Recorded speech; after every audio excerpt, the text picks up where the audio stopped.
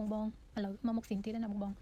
ហើយត្រឡប់ខ្ញុំមកតពេលយប់ឡើងគឺខ្ញុំលាបក្រែមថែសាស្បែកមាត់ខ្ញុំយ៉ាងខ្មៅ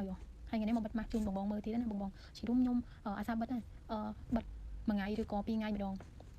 មកទៅđâyចង្កាខ្ញុំបិទ3ទៅ4ដង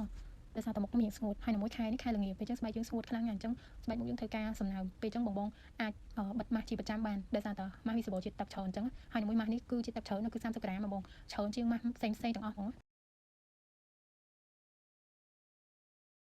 ហើយសំខាន់ស្បែកវាទន់ធ្វើពីសរសៃសូត្រទៀតណាបងបង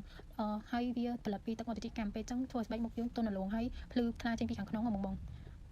នឹងឯងបងបងហើយពេលច្រើនដល់ពេលដែលខ្ញុំបិទម៉ាស់ហើយគឺខ្ញុំម៉ាស្សាជួយម៉ាស្សានៅលើស្បែកមុខបងបងដើម្បីឲ្យវាឈាបចូលបានល្អនេះបងបងអាចមើលបានមុខដល់ពេលដែលបិទម៉ាស់ហើយយើងម៉ាស្សានឹងឯងបងបងទឹកដែលនៅសល់ក៏ភ្លេចយកមកម៉ាស្សាដៃបងបងហើយពេលយើងទុក15នាទីទៅ20នាទីហើយយើងបកម៉ាស់ចេញទៅបងបងនឹងហើយបងបងនេះក្រោយពីដែលខ្ញុំបិទ15នាទីទៅ20នាទីហើយបងបងហើយមើលមុខមើលស្បែកមុខខ្ញុំបានណាបងបងគឺមាត់រលោងហ្មងហើយពេលច្រើនខ្ញុំបិទហើយគឺខ្ញុំម៉ាស្សាមុខរយៈពេល3នាទីទៅ4នាទីអញ្ចឹងបងបងឲ្យស្បែកមុខយើងវាតាំងណែនផ្ដល់សំណើមចូលមុខល្អអញ្ចឹងបងបងនេះបងបងអាចមើលបានស្បែកមុខក្រោយពីដែលខ្ញុំ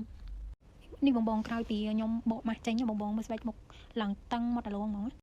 ហើយនេះវិញពេលដែលខ្ញុំលុបមុខហើយបងបងស្បែកសភ្លឺចេញពីខាងក្នុងហ្មងហើយសបោជាតិទឹកទៀតនឹងហើយបងបងបាយបាយបងបង